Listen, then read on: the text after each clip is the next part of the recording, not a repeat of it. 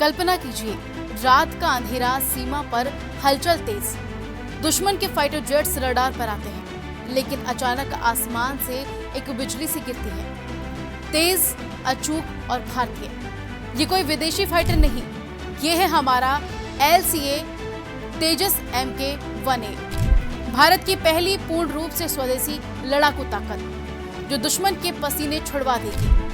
दरअसल भारत सरकार ने हाल ही में 62,000 करोड़ रुपए की लागत से 97 तेजस MK-1A फाइटर जेट्स की खरीद को हरी झंडी दे दी है। इससे पहले साल 2021 में 83 तेजस MK-1A का ऑर्डर दिया गया था। अब कुल मिलाकर 180 तेजस MK-1A विमान वायुसेना के बेड़े में शामिल होंगे। इस कदम का उद्देश्य MiG-21, MiG-23 और MiG-27 जैसे पुराने फाइटर जेट्स को रिटायर करके भारतीय वायुसेना को नई ताकत देना है। सितंबर साल 2025 में MiG-21 का अंतिम स्क्वाड्रन रिटायर हो जाएगा और उसकी जगह तेजस लेगा। तेजस सिर्फ एक फाइटर जेट नहीं, बल्कि ये आत्मनिर्भर भारत का विचार है। इस प्रोजेक्ट से देश की सिम्स यानी स्मॉल एंड मीडियम एंटरप्राइजेस को भी बड़ा फायदा हो रहा है। प्रधानमंत्री नरेंद्र मोदी खुद तेजस में उड़ान भर चुके हैं। उन्होंने कहा था कि इस अनुभव ने मेरे देश की क्षमता पर विश्वास और गर्व को और गहरा कर दिया है। तेजस MK-1A की दमदार खूबियां: 4.5 जनरेशन फाइटर जेट्स, जिसे आधुनिक लड़ाई की जरूरतों को ध्यान में रखकर तैयार किया गया है। AESA रडार सिस्टम, दुश्मन को पहले देखो पहले मारो। इलेक्ट्रॉनिक वॉरफेयर सूट, खुद को छुपाओ दुश्मन को भ्रमित करो। BVR बियॉन्ड विजुअल रेंज मिसाइलें, 100 किलोमीटर दूर तक दुश्मन को निशाना बना सकता है। Air to air and air to ground attack क्षमता यानी multi role fighter,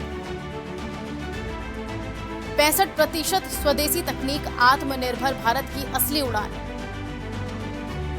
Newgen avionics class cockpit, fly wire to wire control, पूरी तरह से डिजिटल और फ्यूचर रेडी। यानी तेजस MK-1A एक 4.5 जनरेशन फाइटर जेट है, जिसमें आधुनिक AESA radar, electronic warfare system, beyond visual range मिसाइलें और फ्लाई वायर टेक्नोलॉजी।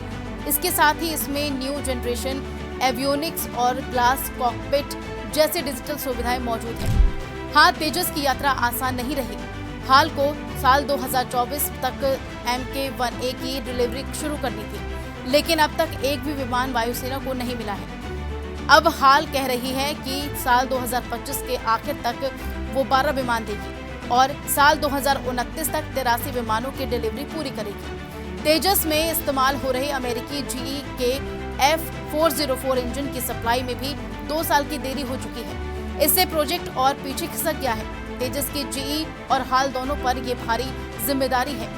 ये कहना कतई गलत नहीं है कि तेजस का छोटा आकार इसकी रडार प्रोफाइल को भी घटाता है, लेकिन इससे फ्यूल, इलेक्ट्रॉनिक सिस्टम और हथियारों की लेआउट में सीमाएं आ जाती हैं। ये लंबी दूरी और बड़े मिशनों के लिए चुनौती हो सकता है। साल 2030 के दशक में जब अमेरिका, चीन और यूरोप 6वीं पीढ़ी के स्टील्थ फाइटर जेट्स उड़ा रहे होंगे, तब तेजस 4.5 जनरेशन में ही रहेगा।